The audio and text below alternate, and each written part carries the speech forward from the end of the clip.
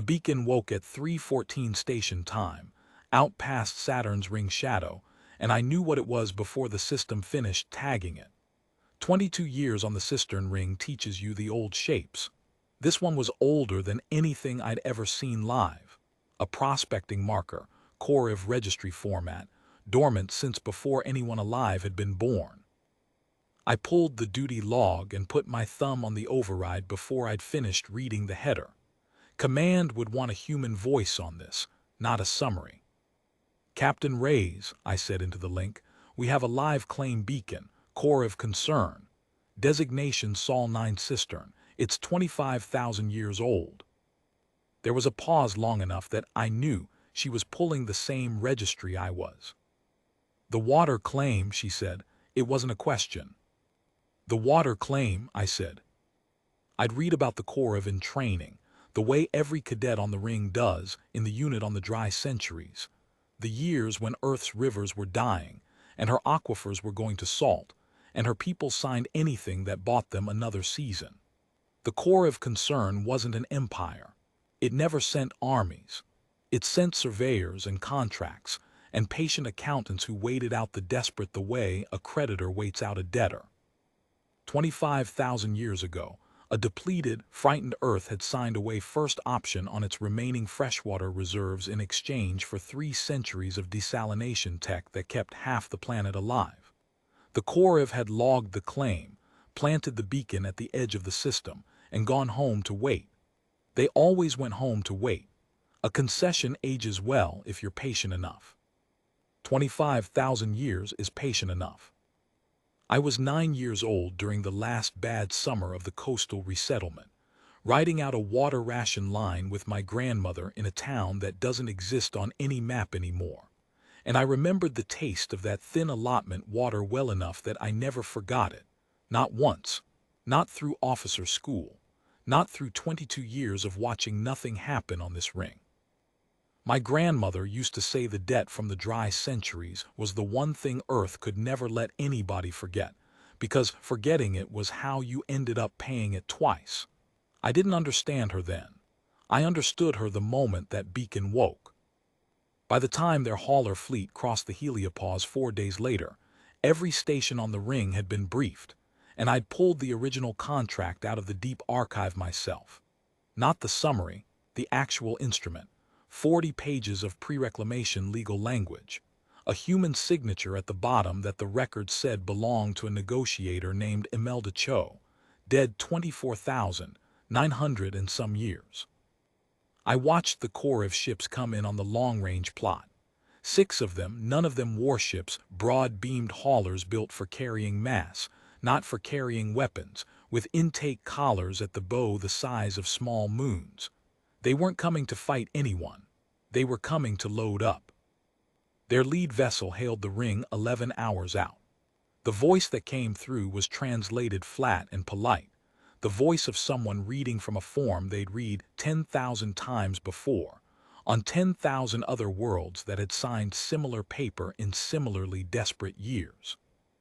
Concerned vessel Ledger's patience, exercising prospecting concession Sol 9 Cistern, first option on planetary freshwater reserves, as recorded, requesting confirmation of access corridor and extraction schedule. Captain Reyes looked at me across the duty deck. Officer Talon, you've got the file, you want the seat.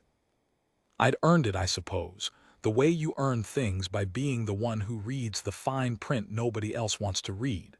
I took the calm chair. Ledger's patience, this is Cistern Ring Control.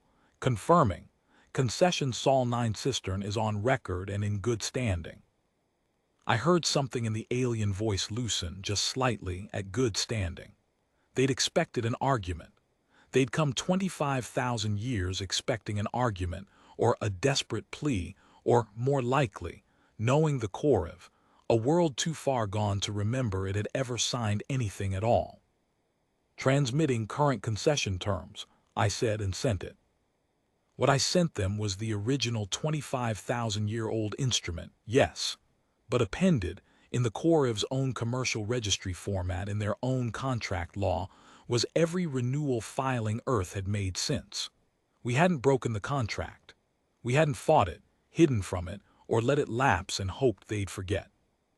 3 different governments across 3 different eras, through the reclamation and the coastal resettlement and the slow climb back from salt water and dust, had kept that claim alive, because somewhere in the dry centuries archive, somebody had read the Corps' own clause on dormant concessions and understood exactly what it meant. Article 41. Standard Corps boilerplate, copied onto 10,000 worlds without anyone reading it twice. A concession holder who maintains continuous good faith registry and demonstrates active stewardship of the claimed resource retains right of first refusal on any extraction.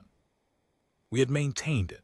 For 25,000 years, an unbroken line of clerks and engineers and water ministers had filed the renewal, in the Corps' own format, on the Corps' own clock, not because anyone expected the beacon to ever wake, but because somebody, once long enough ago that her name was nearly forgotten, had decided that if the debt was real, it would be paid honestly, on terms even the creditor would have to honor. And we had done more than maintain it. We had stewarded it. While the Corps slept on their patience, Earth had spent 2.5 centuries learning to pull water from comets and bind it into orbital reservoirs, learning to seed atmospheric rivers across continents that used to be desert, learning to harvest the ice moons of 3 outer worlds, and ship the surplus to 31 signatory systems who had nothing of their own. The freshwater concession the Corps meant to extract from a dying planet wasn't a depleted reserve anymore. It was the largest managed water trade network in this volume of space, and under their own Article 41, the steward held first refusal on the terms of its own sale. Ledger's patience, I said, per your registry's continuous stewardship clause, current extraction terms require negotiated purchase at posted reserve rates, not concession draw. I'm transmitting this cycle's price schedule now. The silence that came back lasted almost 2 full minutes. I imagined, somewhere on that broad gray hull, an accountant reading Article 41 for the first time in centuries, the way you read a clause you wrote so long ago you'd forgotten it could ever be turned around on you. Confirming receipt, the voice said at last, and some of the flatness had gone out of it. Ledger's patience will review terms. Captain Reyes muted the link and looked at me. If they push past the price schedule, what's our position? Same as it's been for 2.5 centuries, I said. The cistern ring is the delivery infrastructure. Every drop they want still has to come through our collectors, our orbital reservoirs, our shipping lanes. They can dispute the price all they like. They can't dispute who's holding the tap. I'd run the contingency 100 times in drills and never once believed I'd run it live. It felt strange, saying it out loud to a fleet that could actually hear me. They held position at the edge of the ring for 6 hours. I watched their formation the whole time, the way you watch anything that might still decide to push. They didn't. At the end of the 6th hour, the lead hauler transmitted a formal purchase inquiry, modest, for a fleet that size, the kind of order a buyer places when they're testing a market they didn't know existed. Captain Reyes stood beside my chair while I logged the transaction. 25,000 years, she said, and they came back expecting a debtor. They got a supplier, I said.